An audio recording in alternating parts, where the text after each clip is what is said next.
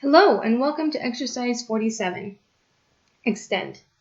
Extend lengthens an object to make it end precisely at its intersection with another object, or you can lengthen an object where there is no intersection.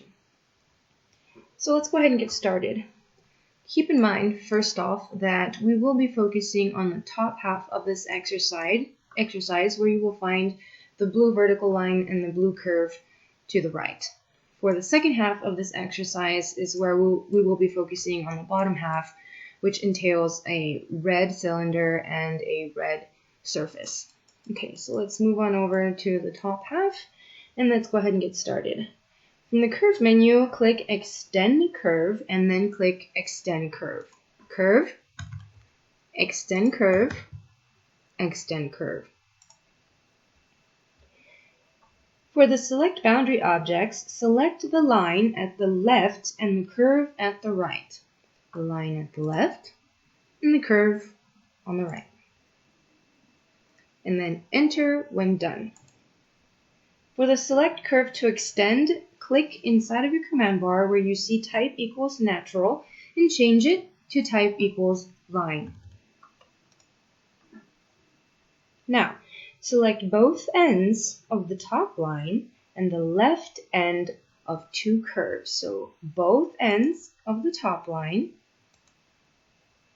and the left end of two curves. Left end of the first curve, the left end of the second curve.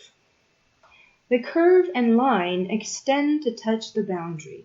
The extension is a straight segment.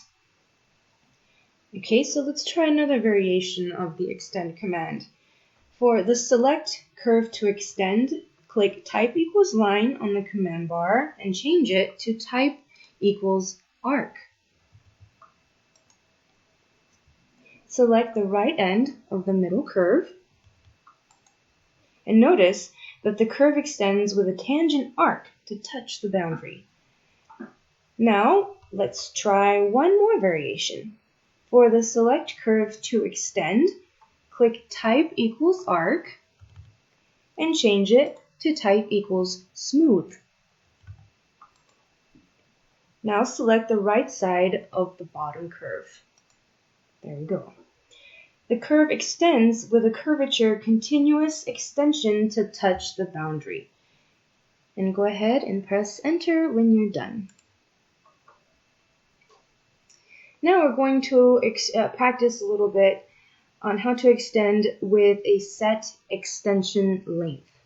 So let's go ahead and activate the command one more time. Remember, you can do so by just clicking one time with your right mouse button because I'm aware that that was the last command that I used. Now, for the select boundary objects, enter extension length or press enter for dynamic extend. I'm just reading the command bar.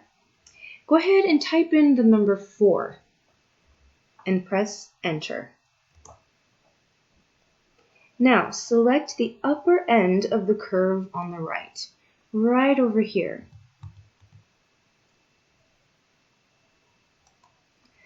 The curve extends exactly 4 units. Go ahead and press enter to end the command. Now to extend a curve dynamically, let's repeat the command one more time. I'm just going to right click. For the select boundary objects, or enter extension length, or press enter for dynamic extend. Again, I'm just reading the command bar. Press enter for a dynamic extension. Now select the lower end of the curve on the right.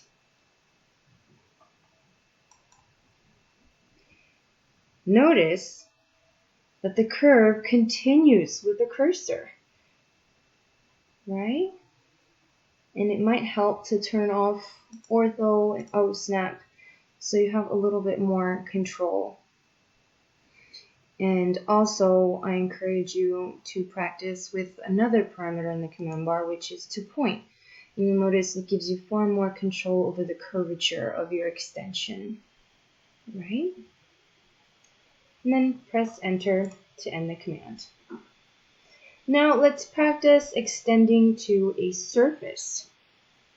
Now is the time to move to the bottom half, and we're going to continue this exercise with this red cylinder and red surface. So one more time, let's bring up the command extend. Now for the boundary object, select the cylinder on the left and the surface on the right. 1 and 2. And then go ahead and press enter. Here in your command bar, where it reads type equals natural, click on there and change it to type equals arc. Now select both ends of the line and the curve.